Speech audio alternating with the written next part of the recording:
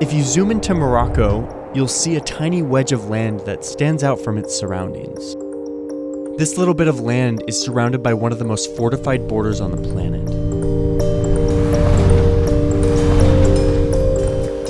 Right outside the border, you'll find makeshift forest camps, where people spend their days and nights evading the police and preparing to rush the border, usually in large groups, with hopes of jumping over and stepping foot on this land.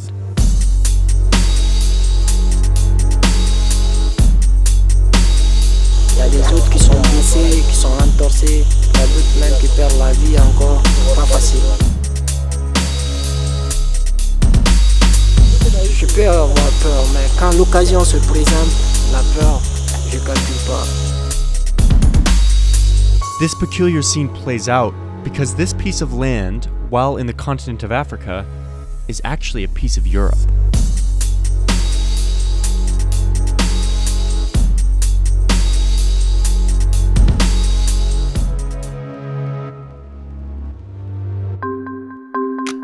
This small piece of land is called Melilla.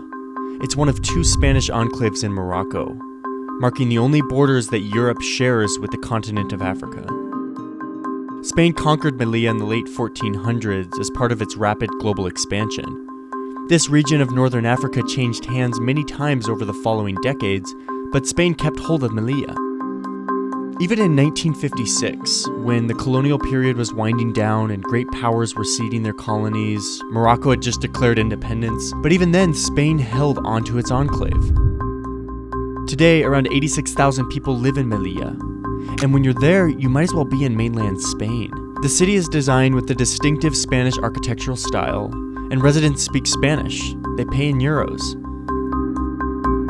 You're only reminded that you're not in mainland Europe when you walk to the peripheries of this city to find one of the most fortified border walls on the planet. A 7-mile barrier with layers of protection. The first layer is a 20-foot metal fence, followed by a second fence with a flexible top, which makes it harder to climb. Below the second fence, you have barbed wire netting, strung in dense webs. Then comes another taller fence with a flexible top section and more barbed wire. Then you're on the Moroccan side, where you have a 6.5-foot ditch, and then a double fence with, you guessed it, more barbed wire. There are lookout posts, and every inch of the border is monitored by video surveillance.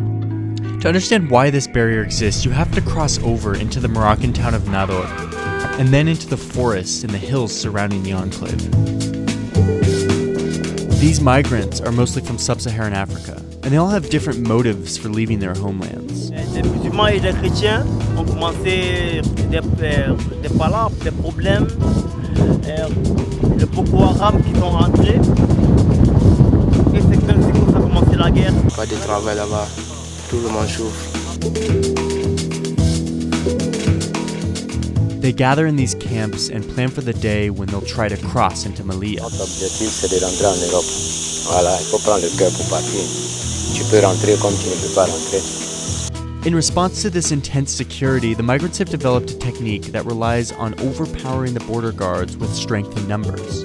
Donc on est obligé de se regrouper en groupe. Et puis maintenant partir. On se cache, on attend, c'est quand on est en groupe maintenant, on attaque le grillage. The groups range in size but are nearly always in the hundreds. Most get caught right away on the Moroccan side, where they face border agents who are not shy about using force. Those who make it past the first few layers onto the Spanish section of the barrier are also thrown back immediately or detained. But because of their large numbers, a few will inevitably slip past the guards. As soon as they put their feet on the ground in Melilla, they are technically in Europe and are guaranteed certain protections under European Union law. But they still have to run 100 meters to an immigration center, where they can be taken in and given protection from immediate deportation.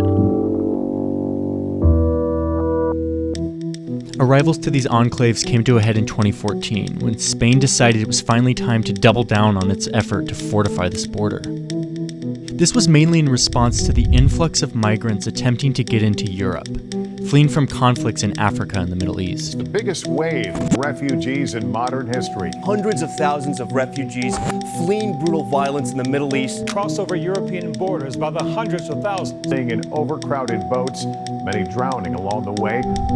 Spain's response to this migration crisis was to focus on the borders of its enclaves in Africa, redoubling the efforts to keep migrants out of this little slice of Europe. The year after the 2014 migration crisis, attempts to jump the fence dropped by 67%. Spain didn't make these numbers drop on their own. One of the things you'll notice when you look at this wall is that Moroccan military and police are also guarding this border. The year of the migration crisis, Morocco built these 2 extra layers of barbed wire fencing. But authorities say dense new anti-climb mesh stopped the latest to make the attempt in their tracks.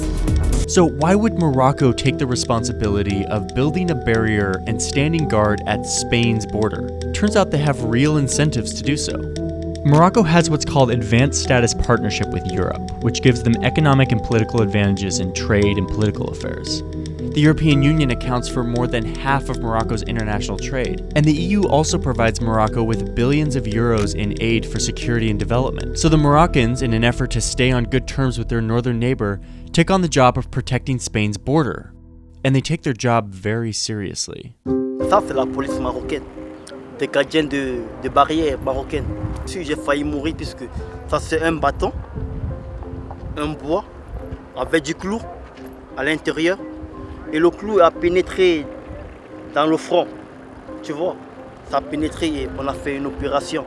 Quand c'est la bouteille, il m'a poignardé là. Tu as vu? J'ai eu une très grande chance. Et je vis.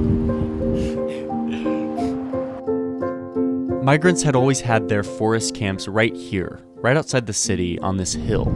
This was their camp for years, and this is the place where they used to regroup and prepare to jump until just a few months ago when the Moroccan military set up an outpost up here.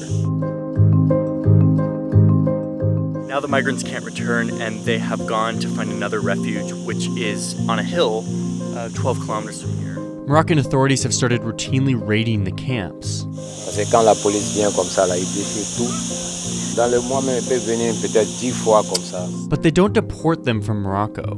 They have other, less resource-intensive ways of keeping these migrants from coordinating a large enough group for a jump. The police were here for 3 hours this morning. They basically came in and stole a bunch of stuff. They kind of disrupted these tents and messed with these people's houses. They harassed the women in violent ways. They basically came here just to flex their muscles and say, you know, we're in charge, make sure you remember that. About once a month, the Moroccan authorities round up the migrants and send them to other parts of Morocco that are far away from Melilla, preventing them from gathering in a sufficient group to blitz the fence. On met dans le bus maintenant. On part nous déposer à Casa, derrière Casa. Ça dépend, les villes différentes. Bon, après nous aussi, on se retrouve. The Moroccan authorities are not concerned with keeping these migrants out of Morocco. They're trying to keep them from getting to Europe. They do, in many respects, a lot of Spain's and Europe's dirty work with respect to blocking people whose interest is to cross. Another thing you'll notice is that everyone in these camps is from sub-Saharan Africa, basically countries below this line. All migrants face extreme difficulties in their journey to Europe. But migrants from places like Syria have a much easier time just walking up to the border and asking for asylum the proper way. It's not an exaggeration to say that hardly any sub-Saharan African is able to do that. They do have to resort to very dangerous methods like scaling the fences or hiding in vehicles or taking to the sea. Essayez de passer par la frontière à pied. 4 fois. Ils m'ont refoulé plusieurs fois. Spain did build a new office to handle the influx of migrants, but not migrants from sub-Saharan Africa. Al ver que llegaban cada vez más sirios, en marzo del 15 se nos dotó con aquel edificio de allá, que es la Oficina de Protección Internacional. Subsaharianos los menos. De peticiones de asilo no hay, pero... Mais les Syriens, je ne sais pas. Les Syriens, ils traversent facilement puisqu'ils ont la même couleur avec les... Ce sont les Arabes et tous, ils ont presque la même couleur. Ils sont différents de nous les Blancs. You might say, well, that's reasonable, right? Everybody knows there's a war in Syria. So of course it makes sense to presume that Syrians are fleeing the war and they are refugees, they need protection. But the flip side of that, the presumption that people from countries where there isn't like a live war that you are reading about in the newspapers, the presumption that people from those countries are not in need of international protection is a very dangerous presumption. The The world is experiencing a record number of refugees and displaced people. While some countries have opened their doors to let these people in, many are responding by building walls. But this won't stop them from coming. No matter how dangerous the journey, the people in these camps will keep trying. Tenter 5 fois pour passer. Mais si ça ne va pas, je me retourne à Rabat, je peux me reposer, après je reviens.